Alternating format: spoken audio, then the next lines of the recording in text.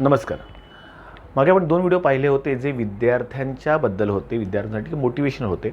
पण आज मी जो बद्दल सांगणार आहे त्या व्हिडिओमध्ये विद्यार्थ्यांचा एक स्वभाव किंवा एक पीअर ग्रुपचं टेन्शन असतं. म्हणजे पीअर ग्रुपचं प्रेशर असतं आपल्या समवयस्क मित्रांचं. मित्रांनो, घटना अशी आहे, एकदा एक विद्यार्थी आपल्या वडिलांकडे त्यांनी ₹800 मागितले.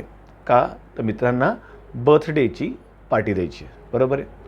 पालकांनी विचारलं की बाबा एवढी महाग पार्टी का द्यायची आहे?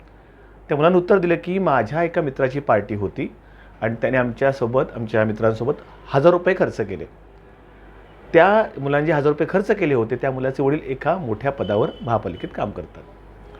आता त्याचं बघून यालाही वाटलं की मी पण पार्टी दिली पाहिजे. नाही तर मग मित्रांमध्ये एक चर्चा होते की अरे त्याचा बड्डे होता, त्याने पार्टी दिली आणि तू पार्टी दिली नाहीस, असं एक चर्चा मित्रांमध्ये होत असते. म्हणून त्यांनी तो आग्रह केला आणि वडिलांनी म्हटलं अरे माझ्याकडे एवढे पैसे नाही आहेत, आपली परिस्थिती एवढी वाईट आहे. नाही म्हणता मला तुम्ही पार्टीला पैसे द्या, तर मी घर सोडून निघून जाईल. एवढा मुलगा तो बोलला. आता हे मला कसं कळलं? त्या पालकांनी मला सांगितलं, हा पहिला भाग. दुसरं, त्याच दिवशी त्याच रेस्टॉरंटमध्ये आमचे काही फॅमिली फ्रेंड्स आले होते. मी पण त्या ठिकाणी गेलो होतो आणि सगळी 7-8 मुलं तिथे बसली होती. बिल मला तेव्हा माहीत नव्हतं, हे मला वडिलांनी सांगितलं. तर मित्रांनो, अशी जी आपल्या मुलांना सवय चाललेली आहे की ज्या मुलांबरोबर आपण राहतो, ज्या मुलांची क्षमता चांगली ती मुलं खर्च करतात, पण त्यांचं बघून आपली मुलं खर्च करायला लागतात, आपली मध्यमवर्गीय मुलं. ही थोडी चिंतेची बाब आहे. बरं, 8वीचे विद्यार्थी जर हॉटेलमध्ये जाऊन पार्टी करतायत तर काहीतरी गंभीर गोष्ट आहे. पालकांनी त्या विद्यार्थ्यांना घरी बोलवलं पाहिजे, त्या मित्रांना घरी बोलवलं पाहिजे आणि एकत्र बसून काहीतरी खाल्लं पाहिजे, असं माझं मत आहे. प्रत्येकाचं मत वेगळं असू शकतं, पण त्यामुळे या समस्या गंभीर होत चालल्या. मित्रांनो, आपण म्हणतो आहोत ना की आपण पाश्चात्य संस्कृती आपण खूप स्वीकारतो, पण पाश्चात्याचा आपण चांगल्या गोष्टी स्वीकारत नाही.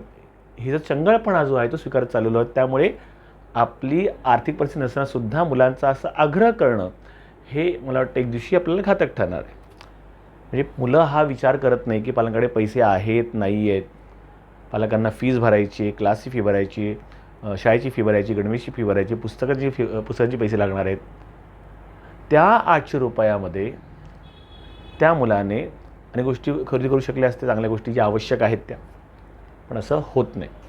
सर्व पालकांनी या गोष्टी विचार केला पाहिजे की मी अनुभव याकरता सांगतो की कदाचित या अनुभवातनं पालक काहीतरी शिकू शकतील आणि आपल्याला मुलांना विधायक कामासाठी मदत करू शकतील. आणि मुलांना काय चांगलं आणि काय वाईट हे योग्य वेळेस सांगितलं तर मुलं ऐकतील. फक्त हा जो चंगळवाद आहे, हा चंगळवाद कुठेतरी याला आळा बसायला हवा, हाच माझा हेतू आहे. तर मित्रांनो, हे झालं एक उदाहरण, बरोबर आहे. याच्या उलट दुसरं उदाहरण तुम्हाला सांगायचं आहे मला की त्या दिवशी एका महिन्यापूर्वीची गोष्ट असावी. क्लासच्या 2 विद्यार्थी होत्या. त्यांना आपल्या क्लासच्या जवळच काही एक ₹500 मिळाले होते, रस्त्यावर पडलेले मिळाले होते. छत्रपती शिवाजी महाराज चौक आहे भिवंडीमध्ये, ते मिळाले होते. आणि मग त्यांनी ते ₹500 स्वतः खर्च न करता मला ते आणून दिले. त्याचा व्हिडिओ तुम्हाला मी दाखवीन. म्हणजे 2 विद्यार्थिनींना ₹500 मिळाले.